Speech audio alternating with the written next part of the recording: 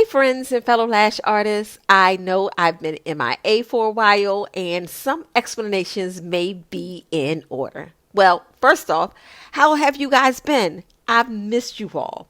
As for me, I've been having to readjust, shift, and balance life. So I had to step away from certain parts of my businesses for a moment to reevaluate. And actually, that's going to be today's episode topic. Are you ready? Okay, here we go. Welcome to Lash Biz 101. My name is Erica Wilson, and I am your lash bestie that talks everything lash business. Whether you're a seasoned lash artist or new to the lash industry, we all strive for one thing, to run a thriving and successful lash business. I help you think about things you may have overlooked or chose to put on the back burner. I'm that little voice in your head to help push your business in the right direction and to that next level. We could all use a little help and advice, and I'm hoping this is where you can find it. Remember, this is a safe space for everyone. I speak from my heart, and I try to motivate and encourage everyone who's listening. Before we get started, I want to say thank you for tuning in, and I hope you enjoyed the show. All right, let's get started. So, as I mentioned in the opening of this episode, I had to take some time to sit down and have some personal conversations with God in regards to what direction He's taking me in. And I will admit, I am that person that when God is trying to tell me something, I like to be completely attentive and obedient. So, temporarily pulling back from certain aspects in my business and having faith that God is leading me to my new season gets me excited and in full focus mode. Now, let's talk about that for a bit. Have you ever had that feeling that just keeps poking at you to do something that's outside of your normal? To better explain, you get to a point that you feel like you've reached that current level reached that current level that you're at in your life, be it business, career, and relationships, and you know that there's something more for you, and it's constantly in your mind, but you just can't put your finger on it. Well, that's the feeling I feel every so often, and for me, I know that's God getting me prepared for that shift He's placing in my life. My piece of advice, if you ever experience that feeling, don't ignore it. Pay attention to that feeling. Try and make sense of it. Shut out all the noise around you and focus. All the thoughts you have, write them down and revisit them often until it speaks to you. Now, I'm not saying to go in a direction I did, such as temporarily pulling back from certain parts of your business. I've managed to understand how to continue to maintain while my shift is happening. So, to speak deeper on these quote unquote shifts that happen in your life, I want to give you some pointers on 1, how to recognize it, 2, how to approach it, and 3, what to do with it. So, remember that constant, unsettled, nudging feeling that you have that keeps going on and on in your head that I mentioned earlier? Well, in my eyes, that's a start to recognizing a shift is about to happen. I'm not going to lie, sometimes I don't recognize it right off. I get so caught up in work and life that I can sometimes ignore the feeling. But at some point when things do slow down, I tap into those nudges. Now, let's approach the shifts. There's no one correct approach to it because shifts come about in different ways and at different times of our lives. But in my past experience, I've learned to approach these shifts by taking my time with researching those thoughts and asking questions. Now, the moment you recognize it, evaluate your current situation. Ask yourself questions like, have I hit my level in this situation? Am I full and desire to do more? Where do I grow from here? Or better yet, how can I grow from here? Write your questions down and take your time with answering them.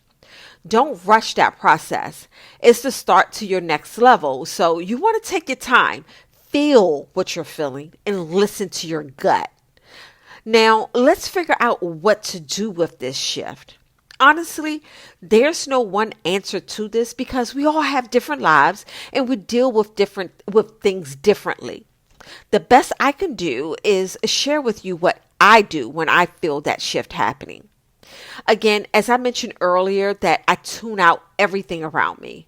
If that means I temporarily cut off certain aspects of my life, such as friends, and I know that sounds horrible, but my friends know me very well and know how I operate.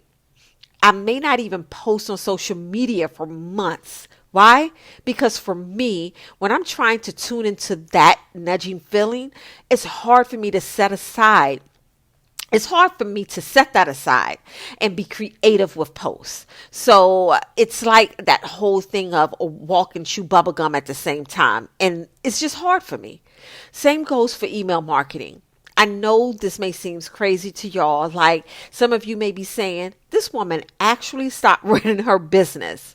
But that's a risk that I have to take. And again, I'm not suggesting that you guys do this. It's just what works for me.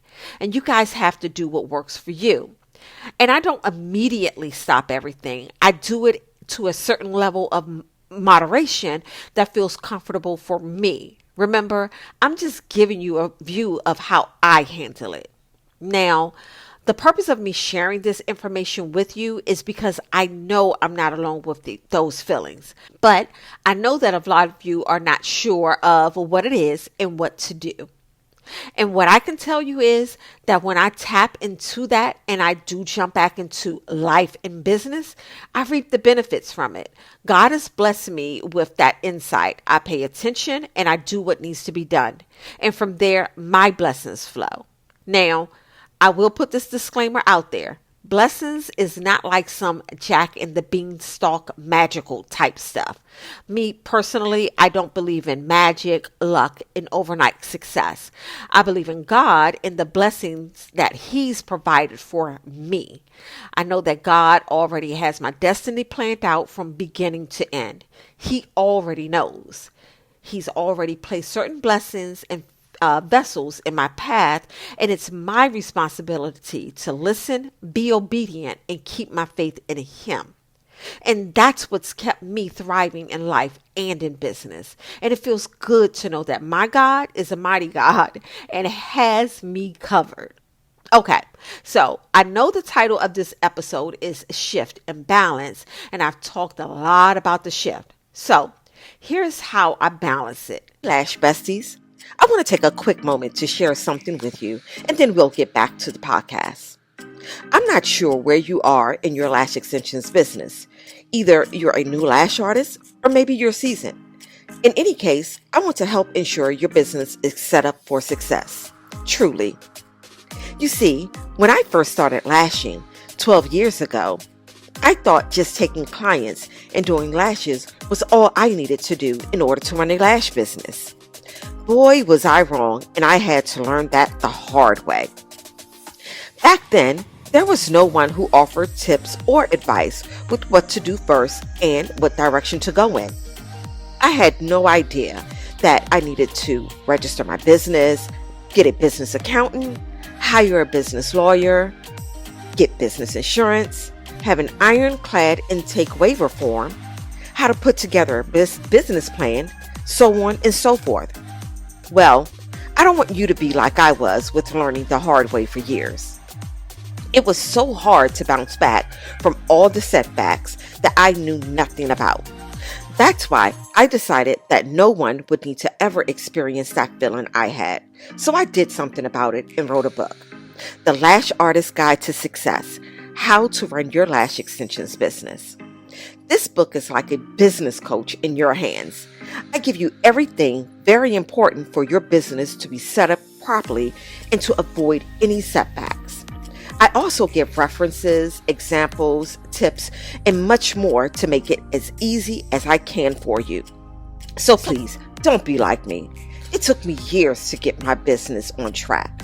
Go to my website right now, lashbiz101.com/shop, or click the link in the show notes and get your book now. You won't regret it. You'll thank me later. And you're welcome. Now, let's get back to the podcast.